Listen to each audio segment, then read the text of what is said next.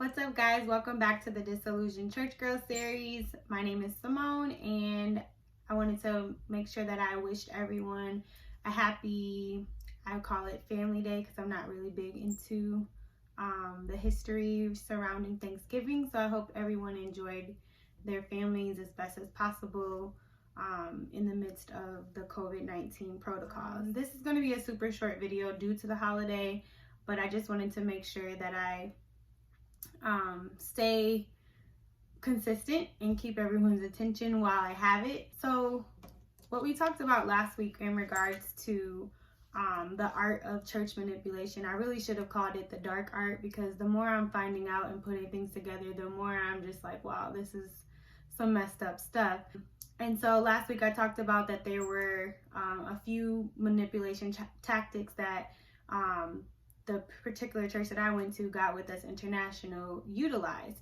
And the first one that I talked about was storytelling. And so basically they would tell you stories about how they acted when they went to a church for 12 years and they were just members and parishioners.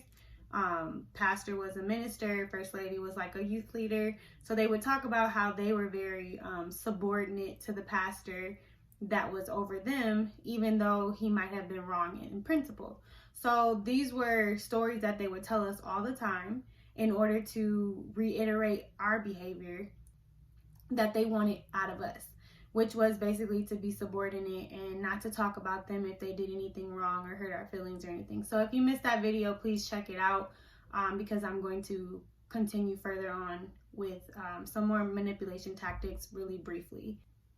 Another tactic that they used was manipulating spiritual experiences. And so this basically had to do with faking healings, faking prophecies, and also this one, no one really, I don't really have an alibi, but I remember Pastor telling me this story. And so I kind of told you guys about it regarding the air conditioner. So again, Pastor, one thing about Pastor is that they usually come about, if church starts at 11 o'clock, they'll show up at about 11:30. And usually one thing that he does when he arrives is he'll change the air conditioning on the thermostat, like he'll adjust it. And so like that was just something I always noticed that he did. He would either leave the pulpit and do it, he would have one of the ministers or somebody do it for him. But he would always adjust the temperature, and that was something that, you had to get a directive from him to do. I don't know, at the time I didn't think it was a big deal, but he told a story, and now I'm putting clues together why he told this particular story. So one day at church, and somebody, if you remember this, please let me know, because sometimes I feel alone when it's just me remembering stuff. But it helps me feel validated, I guess, when someone else remembers this story. But basically, he only told this story one time. Like all the other stories I've heard about how they met and stuff like that, I've heard those stories, or about Bishop Dwayne and how they were submissive to him, heard that 1,000 times. But this particular story was just a one-timer, and it really stood out to me.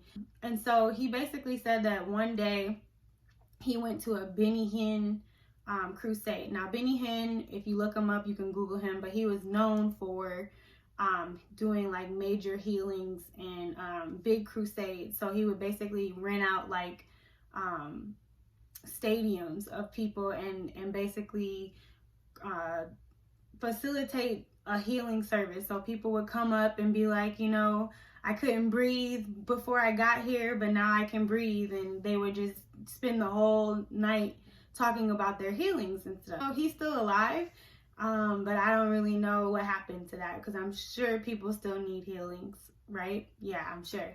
But maybe he's retired. So I don't know if that anointing is just no longer available or what, but Pastor talked about this, that a time where he went to one of those events, and it was at the Breslin Center, I believe, in Lansing, Michigan, which is a stadium. So he was saying that while he was there, he was talking to an associate pastor who helped like put the crusade on, and he was talking to him after the service that Benny Hinn put on, and he was like, they really had the air conditioning blowing really, really cold in here. And so, because he said he had like a lot of goosebumps throughout the whole service. And so, obviously, because when you get cold, you can get goosebumps, right? So he said he talked to the associate pastor, and I don't even remember the reason why he told us this story, but the associate pastor was like, no, that wasn't air conditioning, that was the Holy Spirit. Like, and he confirmed to him like that was the Holy Spirit that he was feeling.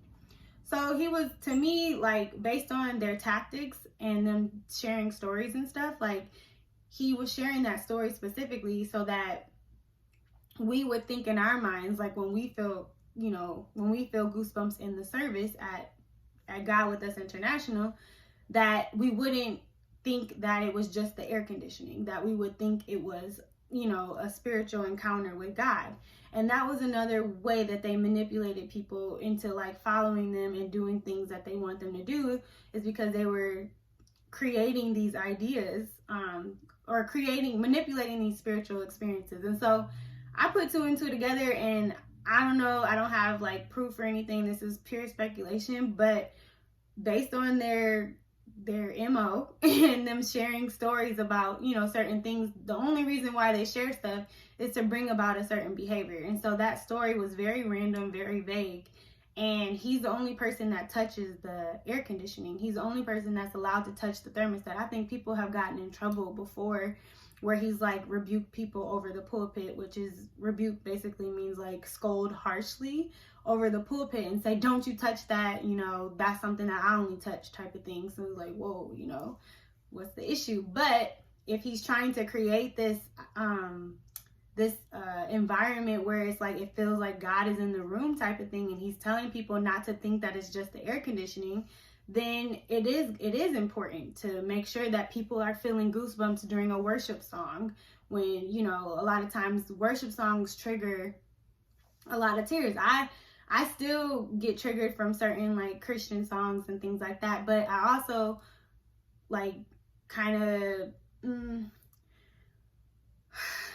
trying to like be delicate with what I say, but like I also feel like, you know, there's certain music and tunes that trigger certain emotions, such as tears. That's why it's called a worship song. It's slow, it's melodious. Like, that's why back in the day, or not back in the day, but they have rhythm and blues. Like, there's a certain tone that kind of produces a certain feeling. And so I remember I did like a sociology experiment in high school where they had us listen to different music, and then they had us draw based on what we heard. So like for rock music, I was making like a lot of scribbles, like rah, rah, rah, rah, rah. But then like classical music, it was like a lot of loops and things like that. So there's a lot of like I guess psychology to music and things like that. So that was just something I wanted to share with you guys, is that that's one of the things that they would do that I believe they would do to try to make people think like, oh, this is just like a place of God, when really it was just cold in there. But he was manipulating the temperature, and I think it was during like worship songs and stuff like that, so that it would probably get more cold during a worship service versus a praise service. But back then I just thought he was adjusting it, because a lot of times people would do the church dance, which we would call shouting, and they would start shouting, and it would get so hot in there because people are like, you know, exercising basically and dancing unto the Lord. And so I thought that that's when he would turn up the air and things like that. But I really believe that he told us that story so that we wouldn't think it was air conditioning, basically. So another thing that I wanted to touch on before I go, and mind you, next week we will dive more into some of those manipulative spiritual tactics that they use, which includes like fake healings, fake prophecies, and things like that. We'll dive into that next week. But I did want to talk about some of my vulnerabilities, which I thought about and I did my homework. And so the reason why it's easy for people like me to be manipulated is because we have certain vulnerabilities. And so three of my vulnerabilities are, I like to help people. So any opportunity that I had to help or assist or do anything, I was like, oh, I want to do it. I want to help. Like, that's where I felt like validated. And to this day, like, I still like to help people. So oftentimes that puts me in a position where people are going to ask me for stuff because it's like, oh, Simone will do it because she likes to help type of thing. So a lot of times I was the one that kind of was helping all the time, and it caused me to be a little frustrated a little bit because I was helping all the time. Another thing about me is that I'm non-confrontational. So these types of people that don't like conflict or confrontations, they're easily manipulated because, and their prime bait in the church especially, is because they can be treated any type of way and nothing, the person's not going to take up for themselves. I have an example of me basically being non-confrontational and being taken advantage of. So when we first got to Vegas, we went to like a buffet or something, and prior to coming to Vegas, it was like 2 weeks before, Minister Prima said that she had a store for her mom, which was First Lady. And basically the store meant that she bought things like from maybe Neiman Marcus, Saks, Nordstrom. She bought things that she knew her mom liked, or maybe like she saw that her mom pointed out. This was the story that she told us, that her mom might have liked, and she bought them. And so then if a saint or a church member wanted to buy First Lady something just to encourage her randomly, because that was something big too, like we always just bought them stuff throughout the year, then they could pay her for the item. And I guess she was allegedly giving out discounted prices, which I later found out was not the truth, but she was giving out discounted prices so that people could buy First Lady things that she actually wanted, and not things from JCPenney's or Sears, which they have made announcements over the pulpit before saying, don't buy us, you know, those types of things. We don't like those types of things. So that was her way of manipulating people to get them things that they actually liked. And so before we moved to Vegas, I had just found out about this random store. It was actually like in the back office. It wasn't advertised. It was kind of like under the table type of thing.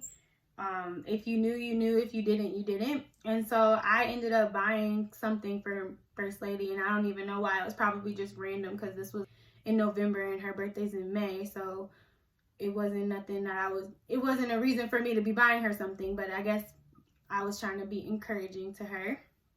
And so the item that I got, I don't remember what I got. I think it was probably like a sweater or something, and it cost like $70, right? And so that was a discounted price. So I was 19 and I was just starting to use checks. And so I remember that I had used a check for one of my team leaders. It was her birthday, and she didn't cash the check.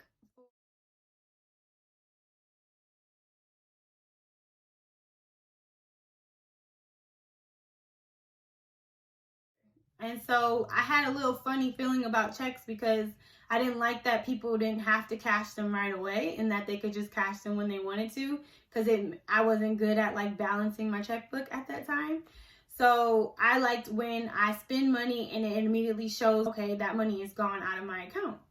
And so I gave Minister Prima $20, but I didn't have any more cash, and I didn't have time to go to the ATM. So I was like, okay, Simone, just use a check, right? So I wrote a check for $50 and I gave her $20 cash. I gave them to her. The deal was done. I never got to see the gift. She just said that she would give it to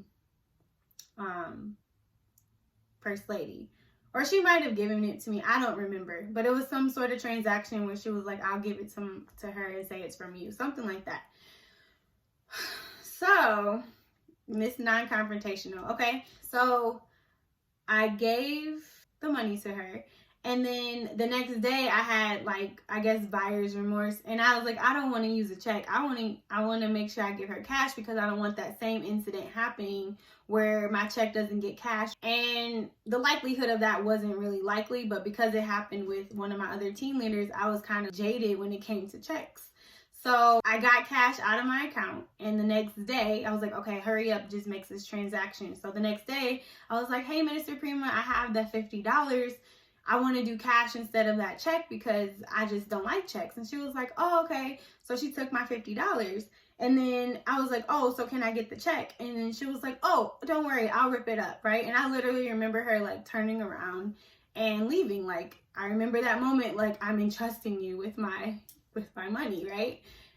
Or my check. I'm entrusting you. And I didn't really think nothing of it because I didn't have any reason to not trust her.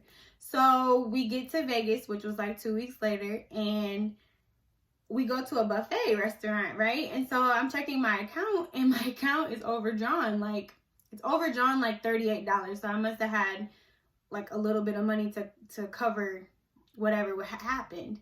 And so I looked to see, like, why is my account in the negative? And that just kind of shows you, like, what am I doing moving to Las Vegas and I don't even have enough money in my account to cover a $50 check. You know, that's just to kind of paint the picture for you. So I was in the buffet and I noticed that my account was overdrawn. So because I am a non-confrontational person, it took a lot in me to go and approach Minister Prima because, of course, I respected her and looked up to her. So I didn't want to, like, make it seem like I was questioning her or anything like that. So took a lot of courage to go up to her and be like, you know, hey, you know, my account is overdrawn. And so the reason why my account was overdrawn was because the check had cleared. And so I got some courage and I went up to Minister Prima and I said, hey, Minister Prima, you remember that check? You know, that check that I gave you? And she was like, like that. And then I was like, and she was like, it cleared? And I was like, yeah. And she was like, so I'm thinking like, okay, the first thing she's going to do, she's going to fix it. Like, because I know what I would have done, especially someone who has like a black BMW with red interior, someone who has a Louis Vuitton purse. Like, I've seen her wealth, you know, just being around her all the time, always, you know, smelling good, clothes always, you know, the latest fashions and things like that. So surely $50 is not going to be something very difficult to rectify, right? So I'm thinking like she's going to be like, oh my God, Simone, I'm so sorry. Like, here's $50, right? Like, that was my expectation. So I didn't plan anything, no further dialogue after me telling her, hey, my stuff, you know, cleared. And so she was like, so it cleared? And I was like, yeah. And then her next response was just baffling. And she was like, do you need it? So I was just like in a stupor, like, like I wasn't expecting that. Like, do I need it? Yes, I do. Like, that's what I'm saying in my spirit. And so, and if you've ever seen the movie Get Out, like, you would know that there was a portion of the movie where there was where there's a sunken place. And I think a lot of times in this ministry, I feel like I was in the sunken place. And I don't even want to call it a ministry, but when I was in this place of disappointment and disillusionment, I was in the sunken place. And so the sunken place me was like, yeah, I need it. What you mean? Like, duh. But the body that I was in at the time, I was just like, you know what? No. And the reason why I said no is because I was non-confrontational. Like, I didn't want it to seem like I was being confrontational. Now, some of you guys might be like, well, that's stupid on your part. But I'm holding her accountable because it's like, why wouldn't you want to rectify that? I'm 19 years old. I just moved to Las Vegas. What do you mean, do I need it? And so that was like the first thing. And I'm going to make a video called Loco Times or something like that, because we were in Las Vegas and Spanish is a prominent language here.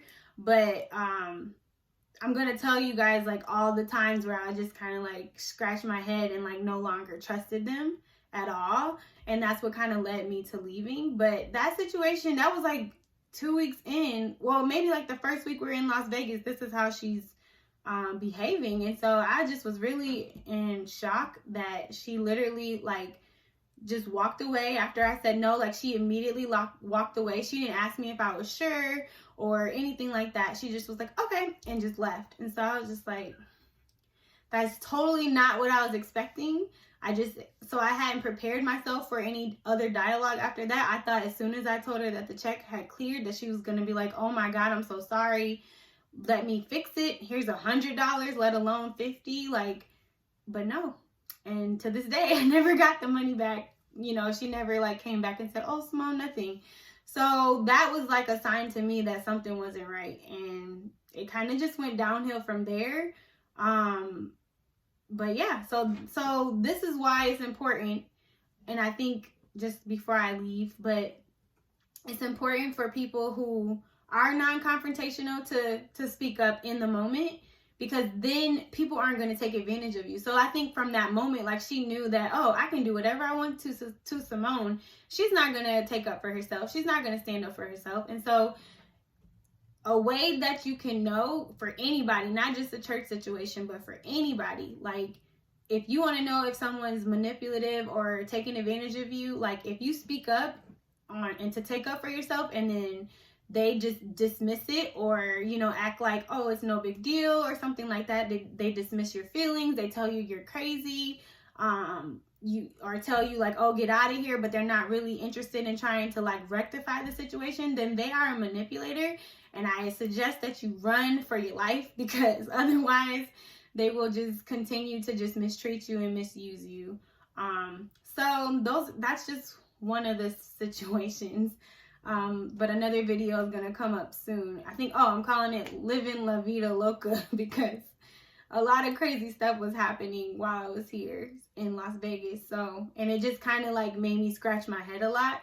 And now that I'm out of it and kind of putting things together, it's just really like blowing my mind pretty much. And again, the reason why I feel like the title of my series is The Disillusioned Church Girl is because I'm so disappointed, like, to the point of tears. Like, I am so hurt that, you know, I put my trust in everything. I changed my entire identity for this entity, and what I thought was like for God, but they just like took advantage of it and just, I don't know, just did all the wrong things. And so I'm very hurt that this is what it is. And I'm encouraging people, like, if you still love to go to church and that's where you want to be, like, by all means go, but don't let people take advantage of you. Like, if you notice something in that moment, no, you go and speak up. You don't just say, oh, well,